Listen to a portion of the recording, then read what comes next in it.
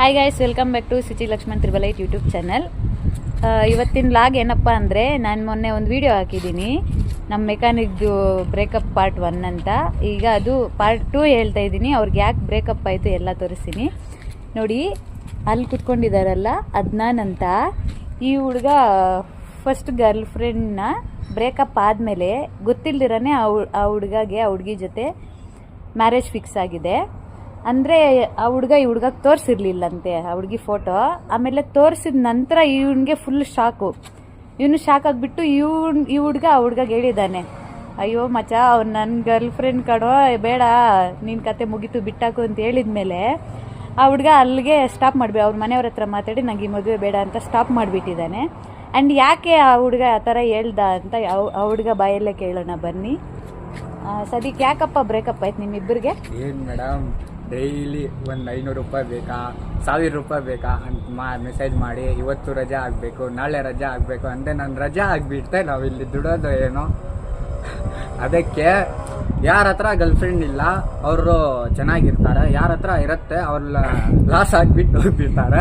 ಬೇಕಾಗಿದ್ದು ಇದು ಏನು ಹೇಳೋದು, ಗರ್ಲ್ ಫ್ರೆಂಡ್ ಮಾಡೋಕ್ಕೆ ಹೋಗ್ಬೇಡಿ, ಚೆನ್ನಾಗಿರಿ, ಚೆನ್ನಾಗಿ ತಿನ್ನಿ, ಬಿಂದಾಸಿರಿ. ಗರ್ಲ್ ಫ್ರೆಂಡು ಬಾಯ್ ಫ್ರೆಂಡ್ ಏನಿಲ್ಲ. ನಾನ್ ಮನ್ಕೆ ಗರ್ಲ್ ಫ್ರೆಂಡ್ ಬಾಯ್ ಫ್ರೆಂಡ್ ಬೇಡ ಅಷ್ಟೇ. ಆಕ್ಚುಲಿ ಇನ್ನೊಂದೇನಂದ್ರೆ, ಈ ಹುಡುಗ ಆ ಹುಡುಗ ಜಾಸ್ತಿ ಬೆಸ್ಟ್ ಫ್ರೆಂಡ್ಸ್ ಆಗಿದ್ದು ಯಾವಾಗಂದ್ರೆ, ಇವನು ಹೋಗ್ಬಿಟ್ಟು ಅವರು ಬ್ರೇಕಪ್ ಮಾಡಿದ್ಮೇಲೆ ನನ್ನ ಲೈಫ್ನ ಉಳಿಸ್ದೆ ನೀನು ಅಂತ ಅವಾಗಿಂದ ಬೆಸ್ಟ್ ಫ್ರೆಂಡ್ಸ್ ಅಂತೆ ಅವರು. ನೋಡಿ ಆ ಹುಡುಗ ಹೇಳ್ತಾನೆ, ನೀವಿಬ್ರು ಜಾಸ್ತಿ ಬೆಸ್ಟ್ ಫ್ರೆಂಡ್ಸ್ ಆಗಿದ್ದು ಆ ಹುಡುಗ ನಿಂಗೆ ಹೇಳಿದ್ಮೇಲೆನಾ ನಿನ್ ಜೀವ ಉಳಿಸ್ಬಿಟ್ನಾ? ಹಂಗಾದ್ರೆ ನಿಂಗೆ ನಾಶ ಆಗ್ಬಿಡ್ತಾಯಿತ್ತು, ಏನಾಗ್ಬಿಟ್ಟಿದ್ದು? ನಾಶ ಆಗ್ಬಿಡ್ತಾಯಿತ್ತು ಅವನು. ಇವಾಗ ಚೆನ್ನಾಗಿದ್ದಾನ ಅವನು. ಅವನಿಗೆ ಇವಾಗೆ ಬೇಡ ಅಂತ ಮದುವೆ. ನಾನು ಎಲ್ಲಿ ನೋಡಿ ಅವನಿಗೆ ಮಾಡ್ಕೊಡ್ತೀನಿ. ಬೇಕಾಗಿದ್ದು ಲವರು ಗಿವರು ಏನು ಮಾಡಕ್ ಹೋಗ್ಬೇಡಿ, ಚೆನ್ನಾಗಿ ತಿನ್ನಿ, ಚೆನ್ನಾಗಿರ್ರಿ. ಓಕೆ, ನೀವು ನೋಡಿ ಮಾಡ್ತಿರಲ್ಲ, ಆ ಹುಡುಗಾಗ ನೀವು ನೋಡೋ ಗರ್ಲ್ ಫ್ರೆಂಡ್ಗೆ ಮೊದ್ಲಿಂದ ಇನ್ನೊಬ್ಬ ಲವರ್ ಇರಲ್ಲ ಅನ್ನೋ ಗ್ಯಾರಂಟಿ ಏನು? ಗ್ಯಾರಂಟಿ ಇರತ್ತ, ಹಿಂಗ ಹತ್ತಿರತ್ತೆ. ಹುಡುಗಿಗೆ 1 ಜನ ಇರಲ್ಲ, ಜಾಸ್ತಿ ಜನ ಇರ್ತಾರೆ. ಇಷ್ಟು ನೋಡ್ಬಿಟ್ಟು ಆಮೇಲೆ ಮಾಡ್ಬೇಕೆಲ್ಲ.